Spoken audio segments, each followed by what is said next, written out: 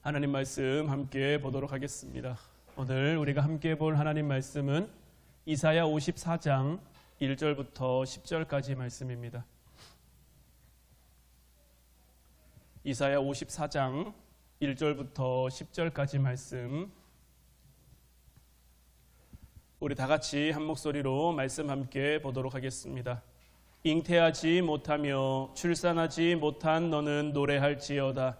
산고를 겪지 못한 너는 외쳐 노래할지어다. 이는 홀로 된 여인의 자식이 남편 있는 자의 자식보다 많음이라. 여호와께서 말씀하셨느니라. 내 장막터를 넓히며 내 처소의 휘장을 아끼지 말고 널리 펴되 너의 줄을 길게 하며 너의 말뚝을 견고히 할지어다. 이는 내가 좌우로 퍼지며 내 자손은 열방을 얻으며 황폐한 성읍들을 사람 살 곳이 되게 할 것임이라. 두려워하지 말라. 내가 수치를 당하지 아니하리라. 놀라지 말라. 내가 부끄러움을 보지 아니하리라. 내가 내 젊었을 때의 수치를 잊겠고 과부 때의 치욕을 다시 기억함이 없으리니 이는 너를 지으신 이가 내 남편이시라. 그의 이름은 만군의 여호와이시며 내 구속자는 이스라엘의 거룩한 이시라. 그는 온 땅의 하나님이라 일컬음을 받으실 것이라. 여호와께서 너를 부르시되 마치 버림을 받아 마음에 근심하는 아내 곧 어릴 때의 아내가 되었다가 버림을 받은 자에게 함과 같이 하실 것임이라. 내 하나님께서 말씀하셨느니라. 내가 잠시 너를 버렸으나 큰 긍휼로 너를 모을 것이요 내가 넘치는 진노로 내 얼굴을 내게서 잠시 가렸으나 영원한 자비로 너를 긍휼히 여기리라. 내 구속자 여호와께서 말씀하셨느니라. 이는 내게 노아의 홍수와 같도다. 내가 다시는 노아의 홍수로 땅 위에 범람하지 못하게 하리라 맹세한 것 같이 내가 내게 노하지 아니하며 너를 책망하지 아니하기로 맹세하였노니 산들이 떠나며 언덕들은 옮겨질지라도 나의 자비는 내게서 떠나지 아니하며 나의 화평의 언약은 흔들리지 아니하리라. 너를 긍휼히 여기시는 여호와께서 말씀하셨느니라. 아멘. 할렐루야. 오늘 이 시간에는 너는 노래할지어다 라는 말씀의 제목 가지고 우리가 함께 말씀 나눌 때에 하나님의 함께하심과 하나님의 역사하심이 사랑하는 우리 화운 성도들 모두와 함께하기를 주님의 이름으로 축원해 드립니다. 우리가 이사야서의 말씀을 계속해서 보아가고 있는데 이사야서는 북이스라엘의 멸망과 남유다의 멸망을 역사적인 배경으로 하고 있습니다. 그리고 남유다도 그렇고 북이스라엘도 그렇고 그들의 멸망은 하나님 앞에 신실하지 못했던 그 모습에 대한 하나님의 징계라고 할 수 있죠. 하나님께서는 이 부분을 이사야를 통해서 분명하게 지적하시며 가르쳐주고 계세요. 그럴지라도 이 징계는 그들의 멸망으로 끝나버리는 것이 아니라 그 멸망이 구원으로 이어지며 그들을 향한 구원은 이스라엘만을 위한 구원으로 완성되는 것이 아니라 모든 민족, 모든 열방을 향한 구원으로 확대되며 그렇게 완성될 것이다 라고 이사야는 예언합니다. 이사야서 1장부터 39장까지의 말씀이 북이스라엘의 멸망, 그리고 아직 남유다는 멸망하지 않았습니다. 남유다는 풍전등화와 같은 그 위기 가운데 있어요. 그것을 시대적 배경을 가지고 1장부터 39장까지가 쓰여졌고요.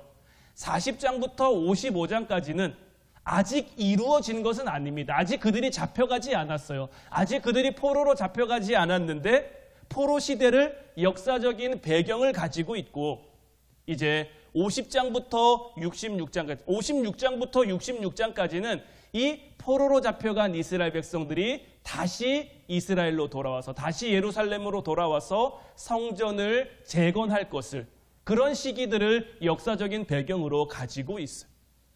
이사야 40장부터 55장까지 그러니까 포로기 시대에 그 선포되는 그 하나님의 예언은 하나님이 자기 백성을 어떻게 회복시키실 것이며 하나님의 창조 역사와 하나님의 그 언약에 대한 신실함이 어떻게 그들을 통해 이루어질 것인지, 어떻게 구원이 성취되며 어떻게 예언이 이루어지며 어떻게 하나님의 뜻이 그들 가운데 다시 세워질 것인지를 이사야의 입술을 통해 예언하고 있어요.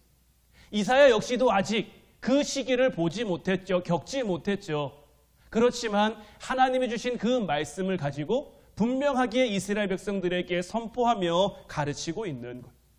오늘 말씀 1절 말씀 보면 이렇습니다. 잉태하지 못하며 출산하지 못한 너는 노래할지어다. 산고를 겪지 못한 너는 외쳐 노래할지어다. 이는 홀로 된 여인의 자식이 남편 있는 자의 자식보다 많음이라. 여호와께서 말씀하셨느니라.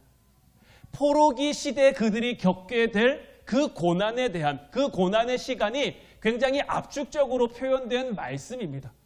자, 잉태하지 못하고 출산하지 못한 여인을 향해 노래하라고 말씀하고 있어요. 산고를 겪지 못한, 그러니까 출산해보지 못한 그 여인들을 향해 노래하라고 말하고 있는데 왜 노래하라고 말하고 있습니까? 홀로 된 여인의 자식이 남편 있는 자의 자식보다 많음이라. 자, 여러분들이 이 말씀이 이해가 되십니까? 홀로 있는 여인의 자식, 남편 있는 그 여인의 자식, 어떤 게 더 많아야 될까요? 상식적으로 봤을 때는 여인 홀로 아이를 낳을 수는 없잖아. 여인 혼자 어떻게 아이를 낳을 수 있겠습니까? 그런데 이 홀로 된 여인의 자식이 남편 있는 자의 자식보다 많을 것이다라고 하나님이 말씀하고 계신데, 자, 여기 나오는 홀로 된 여인들은 왜 홀로 된 여인일까요? 지금 북이스라엘도 그렇고 남유다 그렇고 멸망했죠. 멸망이라는 것은 뭡니까? 전쟁에서 이들이 진 거예요. 전쟁은 어떤 사람들이 나갑니까? 이스라엘에서도 그 하나님의 율법으로 싸움에 나갈 만한 자를 계수하라고 했는데, 자, 싸움에 나갈 만한 자로 계수된 그 연령이 어느 연령입니까? 20세부터 55세까지. 그러니까 한 여인의 남편으로서 이제 그 가정을 책임져야 될 그 위치에 있는 남자들은 다 전쟁에 나간단 말이에요. 그들이 전쟁에 나갔다가 이겼으면 다시 돌아왔겠지만 이들이 이겼습니까? 졌습니까? 졌단 말이에요. 져서 나라가 멸망한 거죠. 이들이 군인으로 나가 열심히 싸웠는데 전쟁에 졌단 말이에요. 이들이 전쟁에 나가 졌으니까 이들이 죽어 돌아오지 못한 거고, 그렇게 홀로 된 여인들이 많은 거예요. 그러니까 이것은 나라가 이만큼 힘들고 나라가 이만큼 어렵다라는 것을 우리들에게 보여주고 있는 그 말씀인 거예요. 그런데 이 시대적 상황 가운데 하나님은 무엇을 말씀하십니까? 홀로 된 여인의 자식이 남편 있는 그 여인의 자식보다 많을 것이다. 이 말은 무엇을 의미합니까? 하나님께서 회복시키실 것이다. 하나님께서 더하실 것이다라는 그 의미를 가지고 있는 것. 지금 이제 너희가 고난 가운데 있지만 내가 너희를 고난 가운데 구원할 것이다. 그러니 너희는 그 구원을 노래하라라고 하나님께서는 선포하고 있는 것. 지금 고난 가운데 있지만, 지금 절망 가운데 있지만 그 고난과 절망을 이겨내라고 하나님께서는 말씀하고 있는 것. 예수님께서도 이와 비슷한 말씀을 우리에게 주신 적이 있는데, 마태복음 5장 10절부터 12절까지 말씀을 보면 의를 위하여 박해를 받은 자는 복이 있나니 천국이 그들의 것임이라.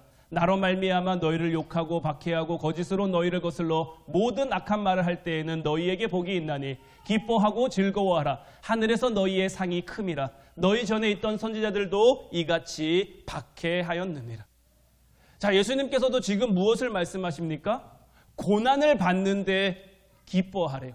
박해를 당하는데 기뻐하래요. 왜 고난을 기뻐하고 왜 박해를 기뻐하라고 주님 말씀하십니까? 그렇게 하면 나중에 보상이 있을 거다, 나중에 상급이 있을 거다, 그러니 그것을 기뻐하라, 이렇게 예수님께서 말씀하시는 것이 아니라 지금의 고난 자체를, 지금 당하는 박해 자체를 기뻐하고 즐거워하라고 말씀하고 계신 것.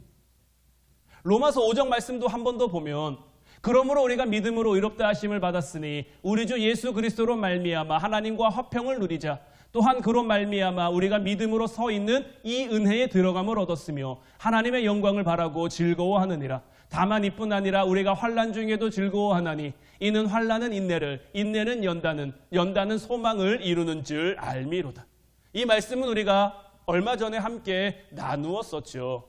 사도 바울은 하나님의 영광을 바라고 하나님의 소망을 바라는데 그 하나님의 영광과 하나님의 소망을 위해 무엇합니까? 환난 중에도 즐거워한다라고 말하고 있는 거예요. 왜 환난 중에도 즐거워합니까? 환난을 통해 하나님께서 인내를 통해 연단을 통해 소망을 이루어 가시는 것을 알기 때문인 거예요. 우리가 성경을 대할 때 가장 놀래거나 가장 많이 오해하는 것이 뭐냐면 사람이 뭔가를 이해하고 무언가를 결정할 때는 그것을 이해할 만한, 그것을 결정할 만한 근거를 원합니다. 이런 근거를 가리켜 좀 전문적인 언어로는 타당성 구조라고 이렇게 표현을 하는데, 그러니까 우리가 세상을 살아가면서 뭔가를 분별하거나 뭔가를 결정하거나 뭔가를 이해하려고 할 때 그 대상은 어떤 공통된 어떤 질서나 기반을 가지고 있는다라는 것. 그러니까 쉽게 예를 들면 이런 거예요. 자, 여러분들이 두 가지 중에 선택할 수가 있어요. 왼쪽 길과 오른쪽 길이 있는데요. 왼쪽 길로 걸어가면 여러분들이 예를 들어서 한 50만 원을 벌게 돼요. 오른쪽 길로 가게 되면 여러분들이 한 10만 원쯤 손해를 보게 돼요. 여러분들이 이 길을 걷기 전에 50만 원의 이득과 10만 원의 손해를 알았어요. 그럼 여러분들 어느 길로 걸어가시겠습니까? 오른쪽 길로 걸어가시겠습니까? 오른쪽 길로 걸어가는 사람을 바보라고 하겠죠. 모르고 가면 몰라요. 근데 안다니까요. 알면서 왼쪽 길과 오른쪽 길이 있는데 오른쪽은 돈 버는 길이고 왼쪽은 돈을 잃는 길이에요. 내가 이걸 미리 알았어요. 그러면 당연히 왼쪽 길로 가죠. 왜 그렇습니까? 그 왼쪽 길에 대한 이해가 내 안에 있으니까요. 아, 이 길로 가면 어떻게 되겠구나라는 그 이해와 그런 것들이 납득됨이 내 안에 있으니까 당연히 왼쪽 길로 가는 거죠. 알면서도 오른쪽 길로 가는 사람은 뭔가 좀 모자란 사람이든지 이상한 사람이든지 뭐 그런 사람이겠죠. 그러니까 이런 것들이 세상이 가지고 있는 어떤 타당성의 구조인 거예요. 그리고 이 타당성의 구조는 합리주의입니다. 합리주의. 철저하게 합리적인 선택과 합리적인 이해를 바라는 것. 그러니까 이미 우리가 뭔가를 경험했든지 아 이렇게 하는 게 맞는 거야, 이렇게 하는 게 옳은 거야 라는 어떤 경험을 가지고 있든지 아니면 사회적인 어떤 이해와 질서가 그런 것을 바라고 원하든지 그것이 우리에게 이상하지 않은 어색하지 않은 그런 것들을 가리켜 이 세상이 가지고 있는 타당성 구조라고 이야기를 하는 거예요. 그런데 이런 타당성 구조가 세상 가운데만 있는 게 아니라 우리 기독교 안에도 있어요. 우리 기독교인들이 가지고 있는 타당성 구조에는 어떤 것들이 있을까? 우리는 늘 신앙생활하면서 믿음 생활하면서 승리를 바라고 복을 바라고 영광을 바랍니다. 승리와 복과 영광은 소망 위에 있는 거죠. 우리가 무언가를 소망한단 말이에요. 자, 이 로마서 5장 말씀에서도 환난 중에도 즐거워하는데 왜 즐거워합니까? 환난은 인내를 만들어가는 거예요. 인내는 뭐죠? 말 그대로 참고 견디는 거죠. 왜 참고 견딥니까? 인내를 통해 연단되니까요. 연단은 뭡니까? 우리가 뭔가 정결해지는 거죠. 금을 연단한다 이렇게 표현을 하잖아요. 인내를 통해 우리가 연단된단 말이에요. 정결해진단 말이에요. 그 정결함은 뭘 이룹니까? 소망을 이루는 거예요. 그럼 그 소망은 뭡니까? 개개인마다 다를 수도 있겠지만 본질적인 것은 하나님의 영광이겠죠. 이 기독교인들이 가지고 있는 이 타당성 구조는 예수님을 통해 가장 확실하게 드러나고 있어요. 왜냐하면 예수님의 십자가가 우리에게 확실한 영광을 보여줬잖아요. 예수님이 부활을 통해 사망 권세를 이기셨잖아요.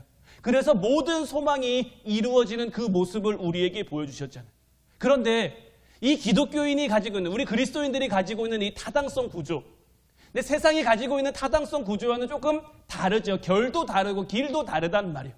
그런데 우리는 자꾸 이 세상을 살아가면서 뭘 바라냐면요, 이 두 개가 합쳐지기를 바라는 거예요. 전혀 다른데 전혀 다름을 알고 있으면서도 자꾸 뭔가 하나 되기를 바라는 거예요. 그러니까 예를 들면 이런 겁니다. 마태복음 25장 15절 말씀 보면요, 각각 그 재능대로 한 사람에게는 금 5달란트를, 한 사람에게는 2달란트를, 한 사람에게는 1달란트를 주고 떠났단 말이에요. 주인이 길을 가면서 그 집에 있는 종들에게, 종 3명에게 달란트를 맡겼어요. 어떤 기준을 가지고 맡깁니까? 각각 그 재능대로. 근데 이 재능은 누가 판단한 겁니까? 주인이 판단한 거죠. 주인이 딱 봤을 때, 아, 얘한테는 5달란트쯤 맡겨도 되겠구나. 얘한테는 2달란트 맡겨도 되겠구나. 얘한테는 1달란트 맡기면 되겠구나. 주인이 각각 그 재능대로 맡겼단 말이에요. 그런데 이거는 주인의 입장에서의 재능인 거지, 받는 사람의 입장에서는 그게 아닐 수도 있단 말이에요. 내가 누군가를 봤어요. 5달란트를 받은 사람을 봤어요. 그럼 두 마음이 들겠죠. 아, 그래, 저 사람은 5달란트 받을 만해 하고 이해하고 납득할 수도 있고요. 아니면, 아니, 저 사람이 나보다 뭐 그렇게 잘났다고, 저 사람이 나보다 뭐 그렇게 대단하다고, 나는 1달란트밖에 못 받았는데 저 사람은 5달란트씩이나 받아, 이렇게 생각하고 이렇게 받아들일 수도 있는 거죠. 그 달란트는 주인이 준 건데, 주인이 준 것과 별개로 받는 사람의 입장에서 그것을 전혀 다른 마음으로, 다른 모습으로, 다른 것으로 해석할 수 있는 거예요. 그러니까 하나님이 우리의 삶을 통해 만들어 가시는 것, 하나님이 우리로 하여금 소망하게 하시는 것들이 하나님이 우리에게 주신 달란트를 맡김과 같이 하나님이 주시는 그 소망이어야 되는데, 때로는 뭐가 올라오는 겁니까? 내가 꿈꾸는 소망이 같이 올라오는 거예요. 하나님의 소망과 내가 꿈꾸는 소망이 맞으면 다행인데 이게 다르면 어떻게 될까요? 이 두 개가 서로 계속 부딪힐 수밖에 없는 거죠. 나는 이걸 바라는데 하나님은 이걸 바라시고, 그러니까 요나와 같은 사태가 이렇게 일어나는 거예요. 하나님이 요나에게 니느웨로 가라 그랬잖아요. 근데 요나는 니느웨로 가기 싫어요. 왜 가기 싫습니까? 그들은 우리 이스라엘에게 원수인 나라란 말이에요. 요나가 하나님을 안 사랑하는 게 아니에요. 하나님을 안 믿는 게 아니에요. 하나님에게 능력이 없다, 힘이 없다, 이렇게 생각하는 거 아니에요. 하나님이 힘이 있는 걸 아니까 다시스로 도망가고자 하는 거예요. 왜냐하면 나를 니느웨로 보낸다라는 것은 나를 통해 이 니느웨에 뭔가를 하려고 한단 말이에요. 근데 하나님은, 요나가 고백하잖아요. 우리 하나님은 자비로우시고 인애로우시고 노하기를 더디하시고, 그러니까 나를 통해 그들을 멸망시킨다고 하기는 하셨는데, 멸망시킬 거면 그냥 멸망하면 되지 왜 굳이 나를 보내서 그들에게 말씀을 전하게 하실까? 이런 이해가 부딪히니까 서로 상반된 결과, 하나님이 그에게 준 사명과 그가 가지고 있는 하나님 말씀에 대한 이해가 서로 다르니까 이런 서로 다른 결과를 만들어 간다는 말이에요. 자, 지금 우리가 사순절을 보내고 있습니다. 사순절을 맞이하면서 제가 늘 여러분들에게 우리가 예수님의 십자가를 조금 더 묵상해야 됩니다. 예수님의 십자가를 조금 더 바라봐야 됩니다. 이렇게 얘기를 하는데, 자, 예수님의 십자가는 뭘까요? 예수님의 십자가는 무엇입니까? 사실 예수님의 십자가는요, 고통이고요, 배신이고요, 의심이고요, 왜곡이고, 기만이고, 비극이고, 절망입니다. 온갖 안 좋은 것 다 갖다 붙이면 사실 그게 십자가예요.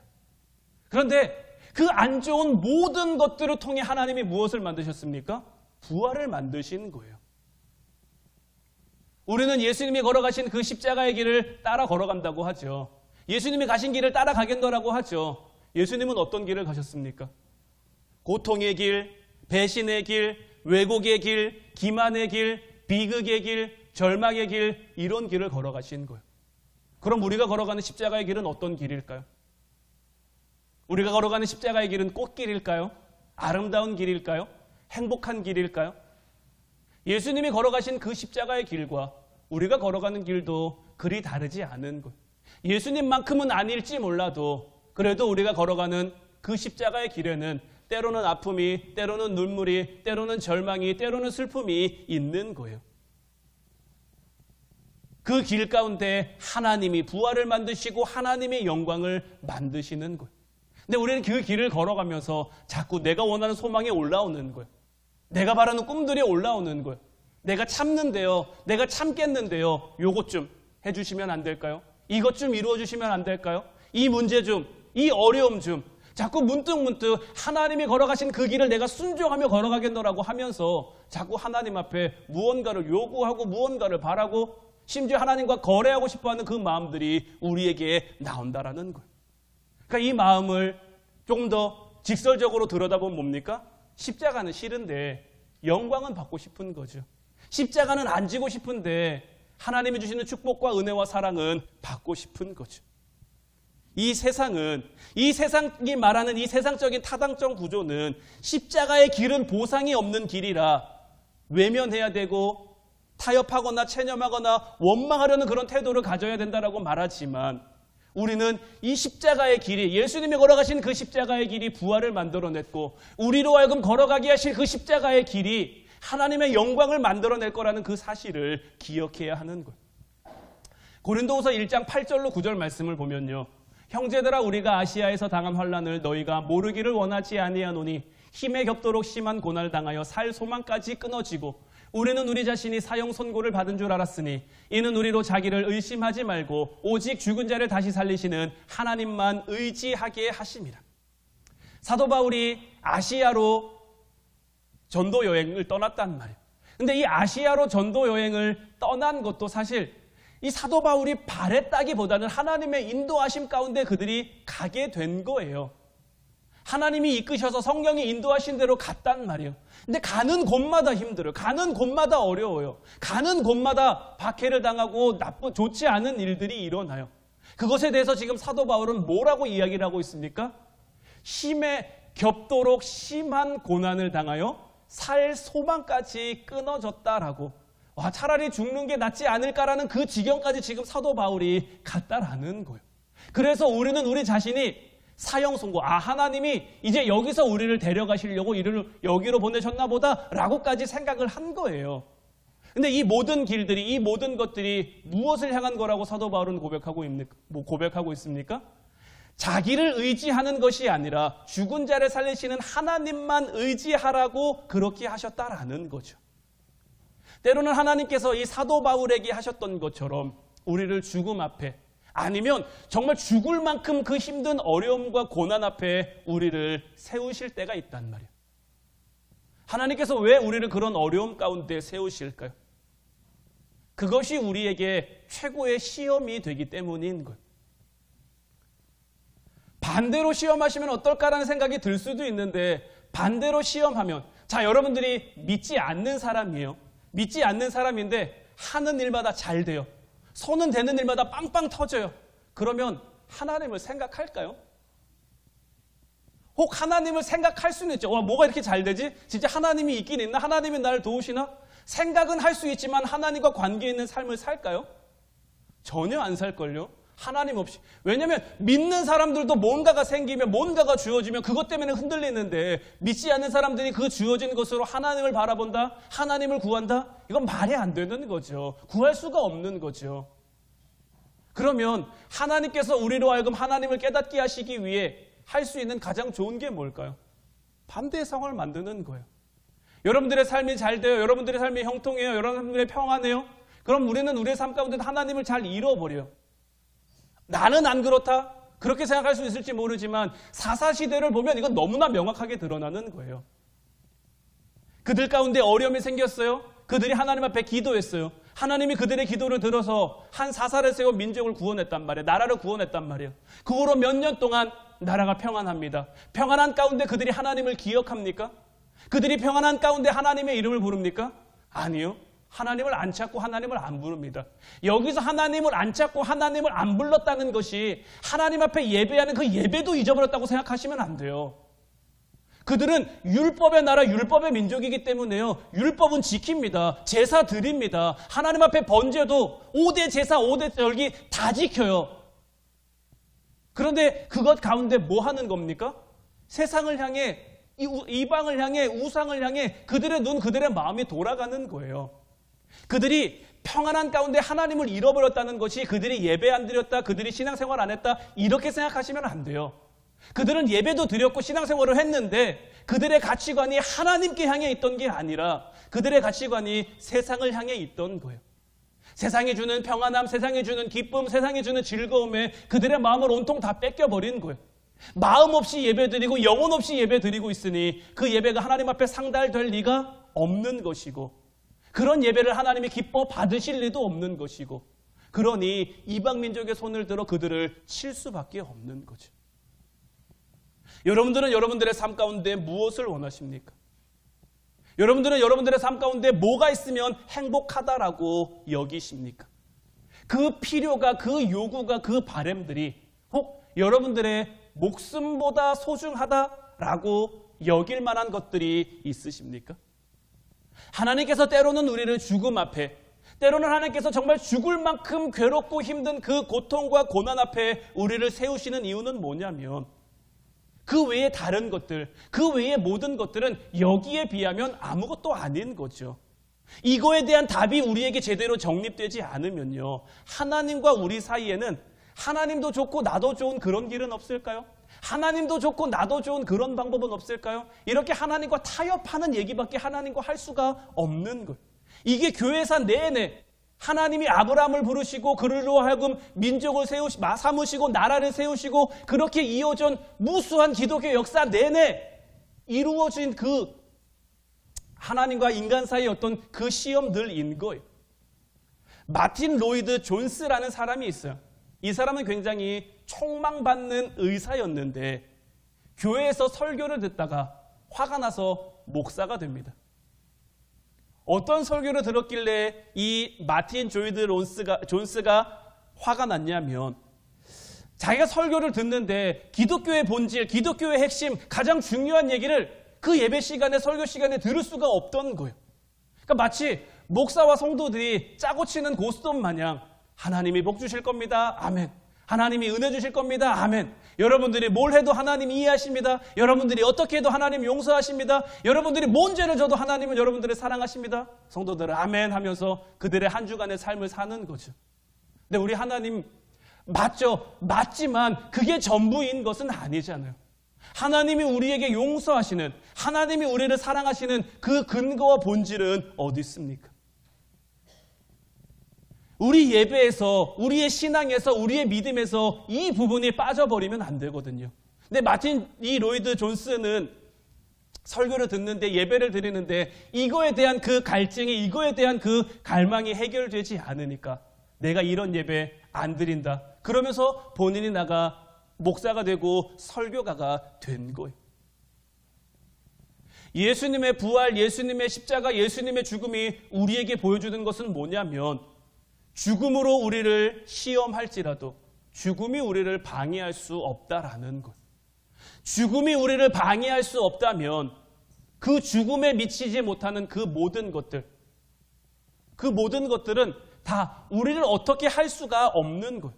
때로는 누군가에게 비난받고, 때로는 누군가에게 오해받고, 때로는 누군가를 통해 고통받고 상처받고 어떤 병에 걸리고 문제가 생기고 어려움이 생기고, 이 모든 것들은 다 사망 아래에 있는 것들이죠. 죽으면 다 끝나는 것들이잖아요. 죽은 다음에도 여러분들이 해결해야 될 것들이 있습니까? 죽은 다음에도 여러분들이 짊어져야 될 것들이 있습니까? 이 세상 가운데서 내가 하는 일이 많고 내가 하는 역할이 중요한 것 같아도요, 내가 없으면 안 될 것 같고 내가 빠지면 안 될 것 같은 그러한 삶의 자리가 있다고 하더라도요, 막상 내가 죽으면요, 내가 없으면요, 그 자리는 누군가에 의해서 채워지게 돼 있는 거예요. 세상은 그렇게 흘러가요. 세상은 그렇게 사라져가요. 그냥 그 안에서 내가 진 짐이 정말 무거운 짐인 것처럼, 내가 지금 가지고 있는 것들이 정말 큰 것처럼 나 혼자 아둥바둥하고 있는 거예요. 죽음 아래 그 모든 것들을 내려놓으면요, 그건 다 사실 아무것도 아닌 거예요. 그런데 자꾸 우리는 그런 것들을 그렇게 바라보지 못하는 거죠.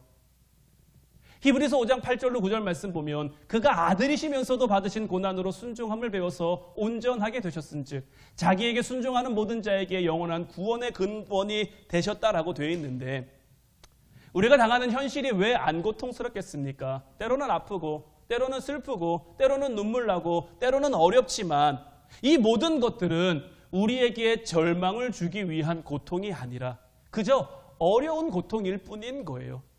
그것은 우리가 어떻게 할 수 있는 것들이 아닌 거고요. 왜냐하면 하나님이 우리에게 그 길을 걸어가게 하셨으니까요. 그 길을 통해 하나님이 우리를 만들어 가시는 거예요. 예수님도 고난으로 순종함을 배운 거예요. 하나님이 걷게 하신 그 고난의 길을 통해 순종함을 배워서 그 순종으로 하여금 온전하게 되신 거예요. 그럼 우리가 걸어가는 길은 어떻겠습니까? 우리도 예수님의 순종을 배워서, 예수님의 온전함을 배워서 순종으로 그 길을 걸어가면 영원한 구원의 근원이 되어 우리로 하여금 하나님의 구원이, 하나님의 은혜가, 하나님의 사랑이 이루어지는 것. 그러니까 고난이라는 건요, 하나님이 우리를 만들어 가시는 과정인 동시에 우리에게 어떤 의미에서는 필수적인 것이다라고 할 수 있는 것. 앞서 말씀드린 것처럼 반대로 생각해 보면요, 우리의 삶에 정말 무서운 건 뭐냐면요, 우리가 하는 게 잘 되는 거예요. 우리가 건강한 거예요. 우리가 손을 댄 모든 일들에 복 받는 거예요. 이것으로 우리가 하나님을 잊어버리지 않고 이것으로 우리가 하나님을 잃어버리지 않으면 그것은 참 우리에게 은혜고 참 복이지만, 내게 주어진 것으로 인해서 내가 하나님을 잃어버렸어요. 내게 주어진 것으로 하나님을 잊어버렸어요. 이것만큼 안타깝고 이것만큼 참담한 일이 없는 거예요. 하나님 앞에 서지 못하는, 하나님 앞에 온전하지 못하는 그 모든 것들이 내게 방해물이 된다면 그것만큼 무서운 것이 어디 있겠습니까? 저는 여러분들에게 말씀드리죠. 저는 여러분들이 다 잘 됐으면 좋겠어요. 여러분들이 하시는 일들, 여러분들이 하시는 사업들, 여러분들이 손을 댄 계획하는 모든 것들이 다 잘 됐으면 좋겠어요. 제가 지난 금요 기도회 시간에도 말씀드렸습니다만은 우리 교회에서 정말 이 시대의 어떤 거부들도 좀 많이 나왔으면 좋겠고요. 정말 나라가, 세계가 인정할 만한 그런 인물들도 태어났으면 좋겠어요. 나왔으면 좋겠어요. 지금 우리 교회 막내가 유단인데 유단이가 커서 정말 이 나라와 이 세계를 빛낼 그런 어떤 영적인 거부, 믿음의 거장으로 잘 성장하고 잘 자랐으면 좋겠어요. 근데 그렇게 되는 게 중요한 게 아니라, 그렇게 되고 나서도 우리가 하나님을 잊지 않고 하나님을 잃어버리지 않고 하나님 앞에 온전히 설 수 있느냐 없느냐가 우리에게 훨씬 중요한 거예요. 제가 연초 될 때마다, 새해가 시작될 때마다 여러분들에게 늘 말씀드리는 게 있는데, 여러분들이 올 한 해를 정말 은혜롭게 보내고 싶다면, 올 한 해 여러분들 하나님의 축복 가운데 살고 싶다면 여러분들이 하나님 앞에 기획서나 기한서 같은 거라도 한번 써보라는 거예요. 하나님이 내게 복 주시면 내가 어떻게 하겠습니다. 하나님이 내게 은혜 주시면 내가 어떻게 하겠습니다. 하나님이 나한테 물질 주시면, 하나님 내게 건강 주시면 내가 이거 가지고 이렇게 해보겠습니다. 저렇게 해보겠습니다. 하나님 앞에 이런 거 써서 한번 하나님 앞에 드려보세요. 하나님이 주시나 안 주시나. 여러분들의 믿음이 하나님 앞에 인정받으면, 여러분들의 신앙이 하나님 앞에 인정받으면 하나님이 주시겠죠. 주실 만하면 주실 거예요. 늘 말씀드리지만 우리 하나님은 우리에게 아끼시는 분이 아니니까요. 하지만 그 가운데 분명히 기억해야 될 것은 받은 만큼 져야 될 책임도 있다라는 거예요. 로마서 8장 14절로 17절 말씀 보면, 무릇 하나님의 영으로 인도함을 받는 사람은 곧 하나님의 아들이라. 너희가 다시는 무서워하는 종의 영을 받지 아니하고 양자의 영을 받았으므로 우리가 아빠 아버지라고 부르짖느니라. 성령이 친히 우리의 영과 더불어 우리가 하나님의 자녀인 것을 증언하시나니, 자녀이면 또한 상속자 곧 하나님의 상속자요 그리스도와 함께한 상속자니, 우리가 그와 함께 영광을 받기 위하여 고난도 함께 받아야 할 것이니라. 요셉이 애굽의 총리로 세워집니다. 요셉이 애굽의 총리가 되기까지 그가 걸어간 길은 참으로 힘들고 참혹한 길입니다. 형들에게 팔려 노예가 됐죠. 억울한 노명을 쓰고 감옥에 들어갔죠. 그러나 그 모든 과정이 있었기 때문에 요셉은 비로소 애굽의 총리가 될 수 있었던 것이고, 이 모든 과정을 통해서만 그가 애굽의 총리가 될 만한 어떤 실력과 자질을 갖출 수가 있었던 거예요. 하나님은 그를 애굽의 총리로 만들기 위한 그 길을 걷게 하신 거죠. 그리고 요셉은 그 길을 걷는 동안 하나님의 함께하심을 믿고 하나님께 맡기는 삶을 살았기에, 순종함으로 온전하게 됐기에 하나님의 뜻을 이룰 수가 있었던 거예요. 때로는 우리 인생에서요, 이것만 없으면 좀 좋지 않을까? 좀 이것만 좀 해결되면 좋지 않을까 할 때가 있는데, 우리가 자책하는 것, 우리가 원망하는 것, 이 모든 것들이 하나님의 영광을 만들어낼 수 있는, 요셉도 요셉의 인생 가운데 형들에게 안 팔렸으면 얼마나 좋았을까요? 억울한 누명 쓰고 감옥에 안 갔으면 얼마나 좋았을까요? 하지만 그 과정이 없으면 요셉이 애굽의 총리가 될 수 있었을까요? 아닙니다. 그는 애굽의 총리가 될 수 없었을 거예요. 그냥 아무렇지 않은 평범한 삶은 살았을지 모르겠지만, 아버지의 그냥 아들로서 그냥 그렇게 살았을지 모르겠습니다만은 하나님의 뜻, 하나님의 영광을 나타내기 위한 하나님의 도구로 사용되지는 못했겠죠. 우리도 마찬가지입니다. 때로는 하나님 우리 인생에 이런 일 없었으면, 과거를 돌아보면 하나님 내 인생에 참 저거 없었으면 참 좋았을 텐데, 이런 만남 없었으면, 이런 선택 없었으면 참 좋았을 텐데 하는 그런 후회와 원망과 불평이 우리 안에 있을 수 있지만, 그 모든 것들이 하나님이 우리 한 사람 한 사람을 만들어가는, 하나님이 여러분들 한 사람 한 사람을 세워가는 참 기이한 인도하심일 수 있다라는 것. 앞서 말씀드린 것처럼 십자가는 참 치욕스러운 겁니다. 그 시대의 십자가는요, 죄인 중에도 가장 악질 죄인이 받아야 하는 형벌이 십자가 형벌이에요. 예수님이 무슨 죄가 있으십니까? 예수님이 무슨 허물이 있으십니까? 이 세상에 안 오셔도 되는데 예수님에게 죄가 있다면 우리를 너무나 사랑한 죄밖에 없는 거죠. 우리를 너무나 사랑하신 그 마음 때문에 그 십자가까지 감당하신 것. 십자가는 가장 치욕스러운 것이고 죽음이란 모든 것의 끝이다라고 말할 수 있지만 그 자리에서도 영광을 만들어내는 분이 바로 우리 하나님이신 거고, 그 영광을 만들어내신 그 하나님께서 이제 그 십자가의 길을 따라 걸어가는 우리에게 주실 승리가 되는 것. 그렇기 때문에 지금 우리가 어디에 있든지, 지금 우리가 어느 곳에 있든지, 어떤 경우에서든지 우리는 낙심할 필요가 없는 것. 우리가 믿음을 갖는다라는 것은요, 하나님 일하심에 대한 확신을 갖는 것. 내가 지금 어려움 가운데 있어요. 그럼 이 어려움을 통해서 하나님이 일하고 계시다라는 그 확신을 내가 가질 수 있는 것. 내가 지금 어떤 문제 가운데 놓여 있어요. 그 문제로 인해서 여기를 봐도 저기를 봐도 사방으로 우겨싸임을 당한 것처럼 빛이 보이지 않고 길이 보이지 않아요. 하지만 내가 그런 곳에 있을지라도 하나님 지금 나를 위해 일하고 계시지. 그래도 하나님 지금 나와 함께하고 계시지. 이것을 내가 확신할 수 있는 것. 이 하나님 일하심에 대한 확신을 갖는 것이 바로 믿음을 갖는 것. 어려운 건 어려운 겁니다. 힘든 건 힘든 겁니다. 내가 하나님 믿는다고 어려운 게 하나도 안 힘든 것처럼, 힘든 게 하나도 안 힘든 것처럼 그렇게 되진 않아요.